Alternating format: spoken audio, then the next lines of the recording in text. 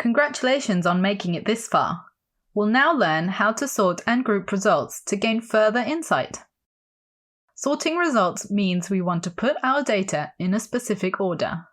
It's another way to make our data easier to understand by quickly seeing it in a sequence. Let's say we wanted to extract our 3 longest coats. If our closet were messy, it would take a long time to find. However, if we sorted our closet by garment type and length, we could quickly grab them. In SQL, the order by keyword is used to sort results of one or more fields. When used on its own, it is written after the from statement, as shown here. Order by will sort in ascending order by default. This can mean from smallest to biggest or from A to Z. In this case, we have one query sorting the budget from smallest to biggest, and a second query sorting the titles alphabetically. Our database contains film titles that start with symbols and numbers. These come before the letter A. We could also add the ASC keyword to our query to clarify that we are sorting in ascending order. The results are the same, and our code is more readable. We can use the DESC keyword to sort on the results in descending order. This query gives us the film titles sorted by budget from biggest to smallest.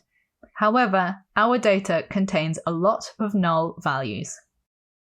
We can add a where clause before order by to filter the budget field for only non-null values and improve our results.